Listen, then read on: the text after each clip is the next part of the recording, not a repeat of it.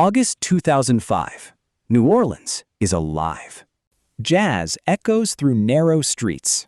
Tourists crowd the French Quarter. Children play in neighborhood parks. For generations, this city has stood as one of America's most unique cultural treasures, a place where music, food, and history blend into something found nowhere else on Earth. But beneath the city lies a dangerous truth. Much of New Orleans sits below sea level, protected only by an aging network of levees, a fragile barrier between life and catastrophe.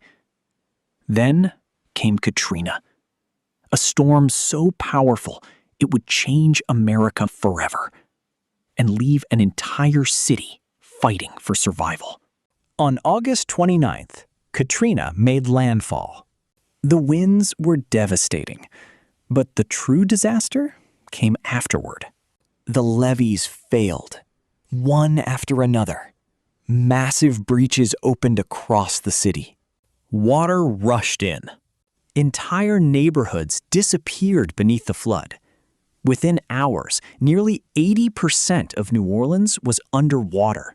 Families climbed onto rooftops. Thousands became trapped. Hospitals lost power. Emergency services collapsed. Communication vanished. The city was drowning, and the nation watched in shock. What followed became one of the most criticized disaster responses in American history. Thousands gathered inside shelters. Many waited days for food, for water, for help. Television broadcasts showed scenes few Americans believed possible inside their own country. The disaster exposed deep weaknesses in emergency planning, in infrastructure, and in leadership. Around the world, questions emerged. How could this happen in the richest nation on Earth? For many residents, the feeling was simple. They had been abandoned. In the months that followed, many believed New Orleans was finished. Entire neighborhoods remained empty. Schools were destroyed. Businesses were gone. Hundreds of thousands of residents had scattered across America. Some experts argued rebuilding was impossible. Others suggested abandoning large portions of the city altogether. To many observers, New Orleans looked like a lost cause, a city destined to become a warning from history. But the people who called New Orleans home had other ideas. The rebuilding did not begin with government programs.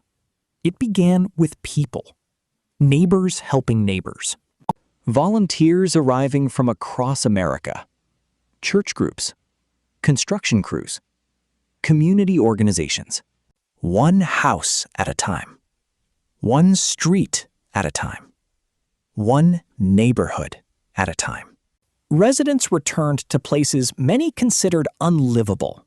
They cleaned mud-covered homes, removed debris, rebuilt businesses, reopened schools. The recovery was slow, painfully slow, but New Orleans refused to disappear. The city fought for its future, and slowly, signs of life returned. Recovery required more than rebuilding homes. The city needed protection. Billions of dollars were invested in new defenses. Levees were strengthened. Flood walls were expanded. Pumping systems were upgraded. Engineers redesigned large portions of the region's flood protection network.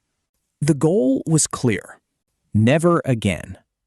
The disaster had revealed vulnerabilities decades in the making.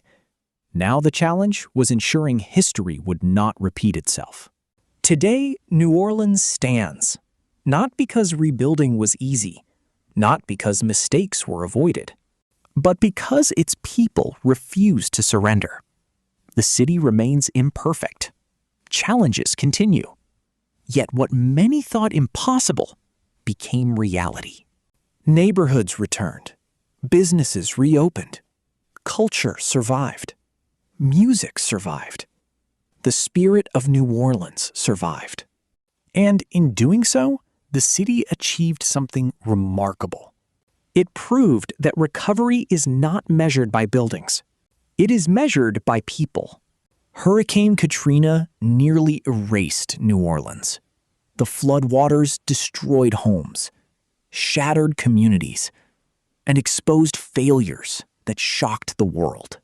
Yet the city endured, because behind every rebuilt house, every reopened school, and every note of jazz floating through the streets was a simple decision: to stay, to rebuild, and to begin again. New Orleans was the rebuilding America almost gave up on. But the people who lived there never did. Fade to black. End.